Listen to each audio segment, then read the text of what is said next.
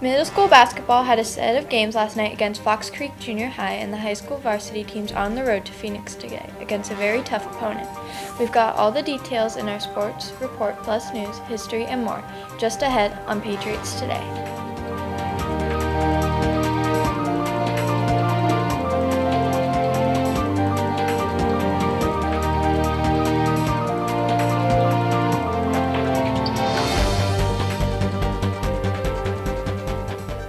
Good morning, I'm Malika Rajapaksa along with Raina Hartman. So Raina, how was your first day back to school yesterday? It was pretty good, Malika. How was yours? Good. During the break, the new gym underwent a change in appearance. The holiday decorations came down, only to be replaced by a new mural on the east wall above the boys' locker room. The 20-foot square design was painted by our own Mrs. Drew and features a tough-looking Patriot head emerging out of black ink splash with red and blue highlights. In addition to the mural, the maintenance crew was hard at work over the break installing 2 new seats of metal bleachers. They will provide temporary seating for the basketball season until the permanent bleachers are installed and will eventually move to Mauck's new football field when it is completed. The drumline and music department are holding a bake sale this weekend at Sam's Club. On Friday and Saturday, the students will be selling all day, but they're also looking for donations of baked goods to sell or even ingredients for baking. If you're interested, please bring your donated goods to Mr. Hines' classroom on the middle school campus, and of course, stop by Sam's Club this weekend and buy something good to eat. In school club news, Key Club meets today and every Tuesday during lunch in Mrs. Sessions' room. The Chess Club meets on Wednesdays after school in Mr. Demers' room, and the Strategy Games Club meets every Thursday after school in the Critter Recovery Lab. We'll mention other club meetings as they get closer. So that's what's going on here at school. Sports with Stephanie Schneider is right after Today in History.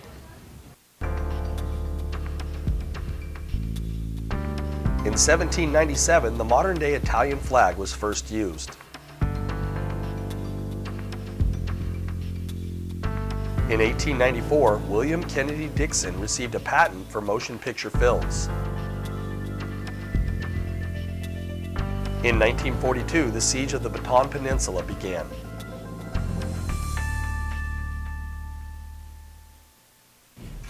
We've got a lot of basketball games this week, and Stephanie Schneider is here to tell us all about them. Stephanie?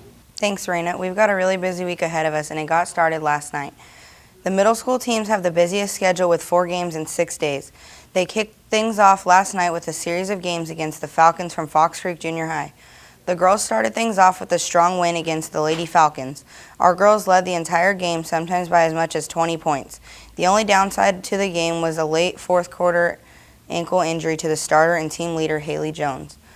No word yet on whether she'll be ready to play this afternoon or not. The guys came out running but struggled with turnovers and at the free throw line. The Falcons pulled away by 11 points in the second quarter, but the Patriots came back in the second half.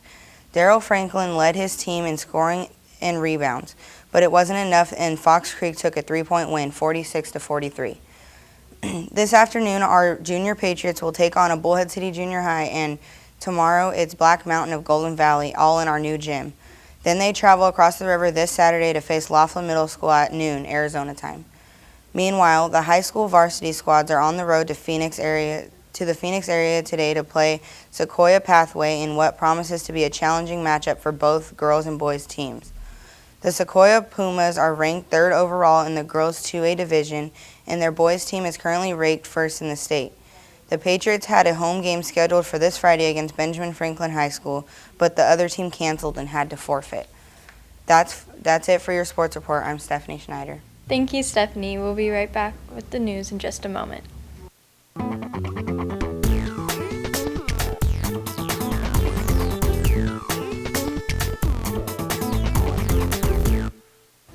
Welcome back. Here's a look at some news from the outside world.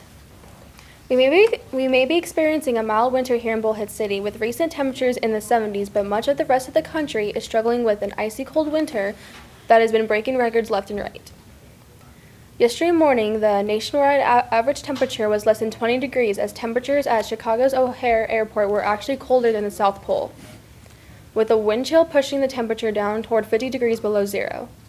The chilly weather trend is the coldest we've seen in the country in 20 years, and in many cities, schools, government buildings, and even roads are being shut down until things warm up.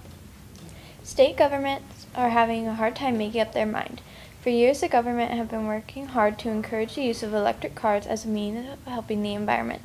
Federal and state governments have offered tax incentives, subsidies, and other methods to try to get people to make the switch. Now, as more and more people are responding, they're beginning to see the other side of the coin: lost gasoline tax revenue. As people are going electric and no longer filling up at the pumps, the states are losing tax money, and they don't like it. Colorado is one of the 5 states that is now going in the other direction. These states are beginning to levy special fees or taxes on sales and use of hybrids and electric cars in order to make up the lost gas tax revenue. You can't have it both ways. We'll be right back with your word of the day.